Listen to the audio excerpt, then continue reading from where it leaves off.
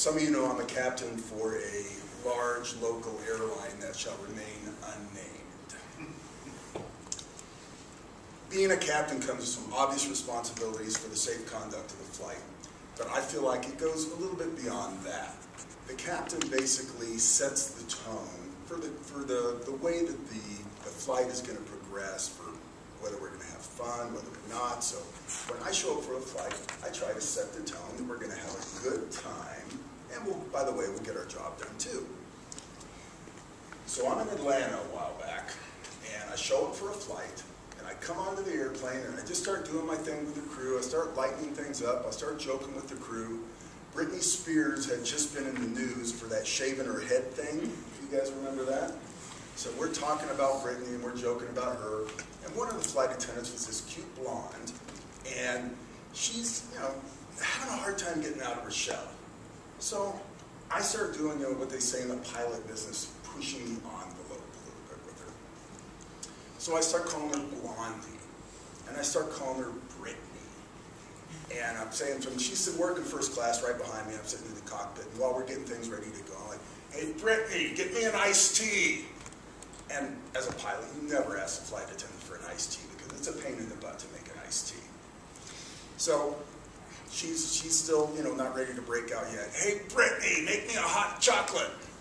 You never ask a flight attendant for a hot chocolate. Britney's laughing because she was a flight attendant, so you never do that. So she starts to loosen up a little bit, and I can tell she kind of wants to start giving it back to me. She starts smiling a little bit, rolling her eyes at me a little bit, but she still hasn't quite broken out of her shell. And then it's getting close to pushback time, so things are getting busy in the cockpit. I get a call from the back of the airplane. One of the flight attendants tells me that a passenger left his cell phone in another concourse. He's on his wife's cell phone, who's sitting next to him. He calls his phone. He actually gets a guy that found his phone. That guy's running his phone back to our airplane, and, can I hold the airplane for it?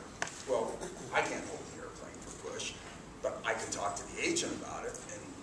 But you guys know, we'll leave a passenger behind at pushback time, so a cell phone doesn't have much of a chance. But anyway, I get this brilliant idea. I say, I know, I can talk to the agent. If the doors actually close and the cell phone gets here, I can open up the cockpit window. Somebody can lob the phone up to me. I'll grab the phone, we can push back on time, and I can still get the passenger's phone. So you never know. So I come up with this plan with the agent, and things get busy. We do our checklist. They shut the boarding door. Sure enough, no phone.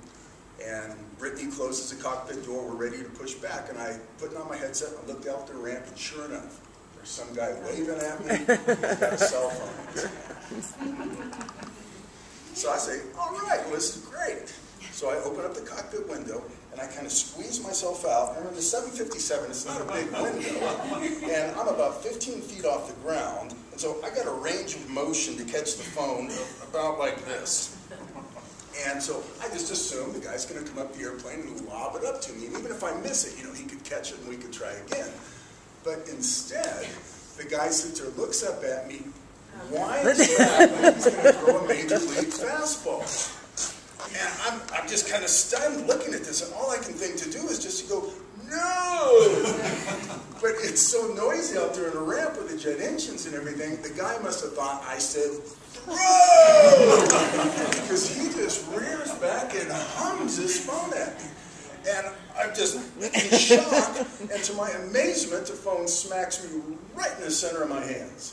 And even more to my amazement, I actually catch the phone. So I pull myself into the cockpit, close the window, pop the cockpit door open, Brittany's standing there, I slap the phone in her hand, shut the cockpit door, we push back, woohoo! I'm feeling like a hero. I came up with a great plan, we're on time, I got the passenger's phone, everything's great. Well, now I just assumed that all the flight attendants in the back knew what was going on with the phone. What I didn't know is Brittany had no idea what was going on with this phone. She hadn't heard anything. So all she knows is she's standing there, she's ready to push back, we're about to move, the cockpit door pops open, I slap a cell phone in her hand, slam the door shut and go in without saying a word. So she's sitting here staring at this phone in her hand, and then guess what happens? The phone rings. So she's looking at this phone and it's ringing in her hand. Well, who had just popped the cockpit door open and slapped the phone in her hand? I did. Who had been giving her a hard time for the last 30 minutes? I had.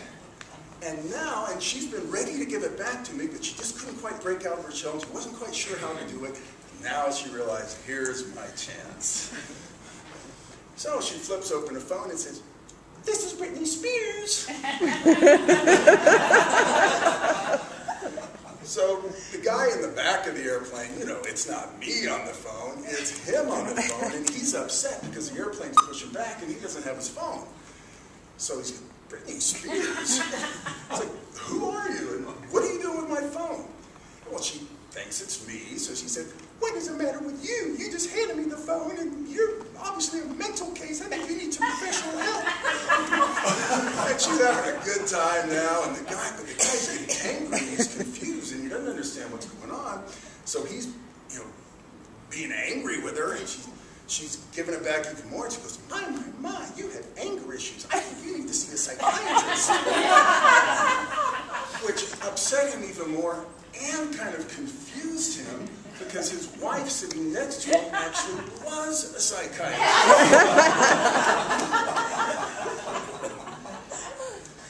So now we're pushing back, and the flight attendant makes the guy hang up the phone because, you know, you can't have your phones on while we're going. And we take off, and we get airborne, and Brittany's very pleased with herself, and she shuts the phone and puts it in her apron pocket. She, you know, assumes I'll get it back from her at some point in the future.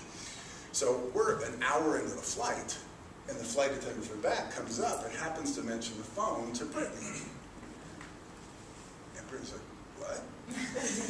Phone? What?" And then she wasn't the sharpest tool in the shed, but she slowly realized that, oh my God, that was Micah was talking on the phone. That wasn't the passenger. And so she's completely mortified about the whole thing. And the poor girl finally comes out of her shell, and then this happens. So anyway, the flight attendant was working with the guy, gets the phone, takes it back to him, makes up some wild story about how he got the phone. He's still kind of confused and thrown off by the whole thing, but he's so happy to get his cell phone back that he doesn't really worry about it. And, you know, everything worked out okay. We get on the ground in Philly, and Brittany can't even look at me. She's so embarrassed. But being, you know, kind of the kind, compassionate person I am, of course I rode her all the way to the hotel, giving her a hard time about how she could be so mean to this poor guy with his cell phone. But the moral of the story for me was, if you're going to set the tone for the flight, you never know what you're going to get, but one thing's for sure is it's never going to be a dull ride.